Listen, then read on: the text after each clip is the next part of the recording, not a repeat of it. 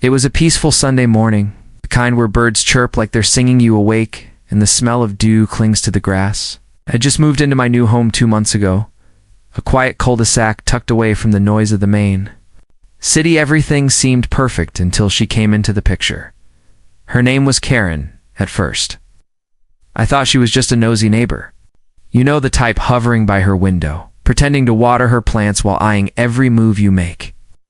But things quickly escalated from passive observation to full-blown invasion.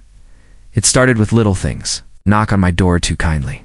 Let me know my lawn was exactly half an inch too long, or her constant reminders that the HOA doesn't like mismatched flower beds. I tried to be polite. I even trimmed my hedges twice a week, just to avoid confrontation, but then came the fence. I had installed it with my own hands. A 6-foot-tall wooden beauty that wrapped neatly around my backyard, keeping my dog Cooper safe and my garden untouched. I built it for privacy, but it seemed Karen took that as a personal insult. One morning I woke up to Cooper barking madly. I rushed out to the backyard and froze. A 10-foot section of my fence was gone, not broken, removed, as if someone had. Unscrewed every panel and quietly hauled them away. Karen stood there on the other side. Hands on hips, looking like she had just finished weeding her roses instead of committing destruction of property. "Morning," she chirped, smiling like a movie villain. I was too stunned to respond. "Hope you don't mind. It's just your fence was right in the way of my shortcut to the walking path. I've been using that route for years before you moved. In this whole walking around the block thing. Honestly, it's just not practical." I blinked. "You removed my fence." "I didn't remove it. I relocated it," she said matter-of-factly, pointing to a pile of neatly stacked panels leaning against my shed. "That's my private property," I snapped. "You trespassed and damaged my fence." Karen's expression soured.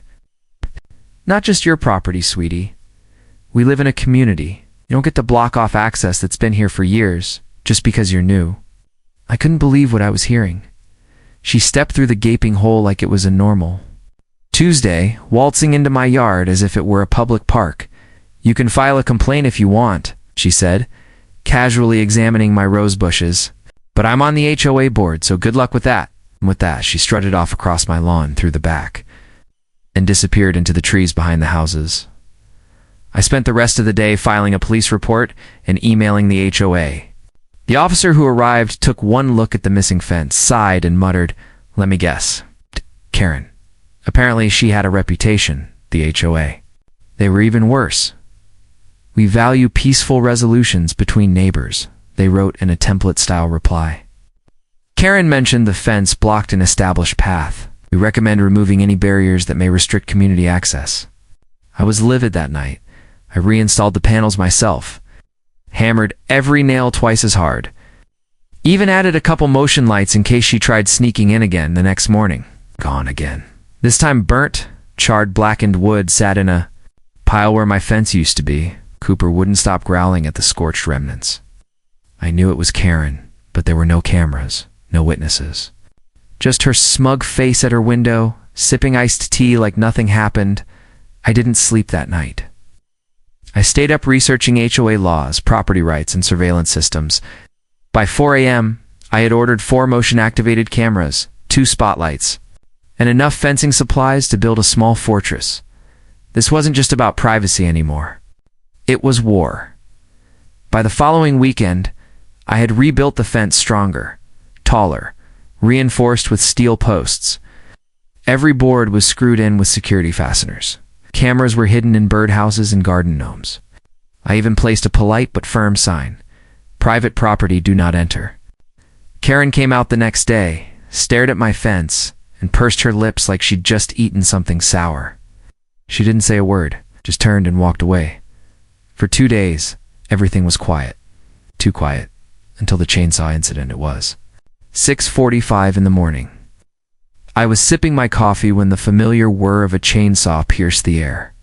I dashed outside and there she was, Corin, wearing safety goggles, standing inches from my fence, revving a gas-powered chainsaw like something out of a horror movie.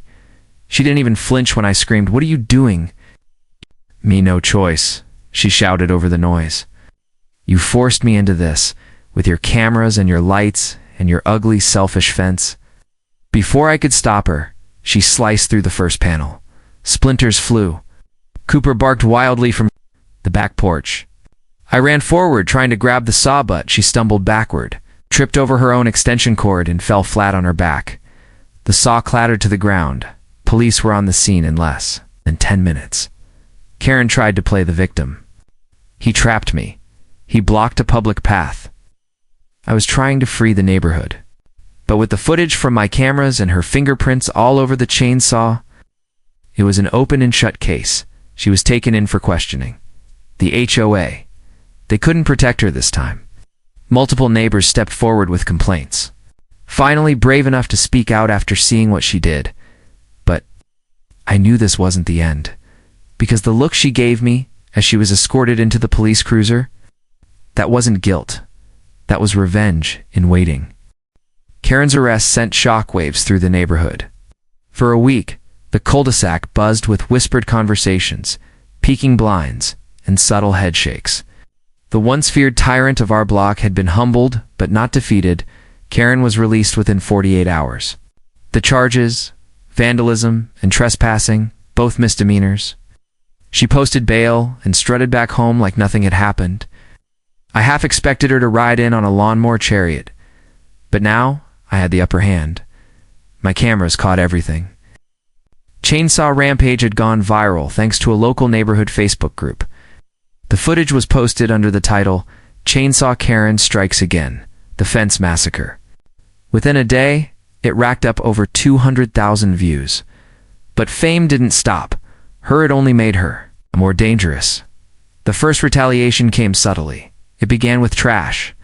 Bags of it ripped open, food rotting scattered along my fence line. At first I thought it was raccoons.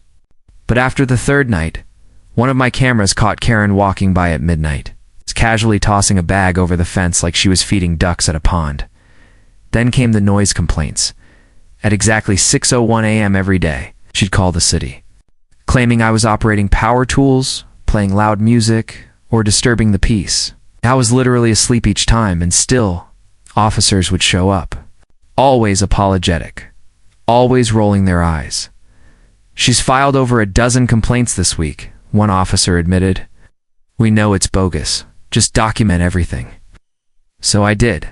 I kept every report, every police visit, every video clip. My folder of Karen evidence was growing faster than my tomato plants. Then things got creepy.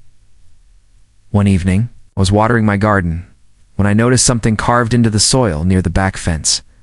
Move. I blinked.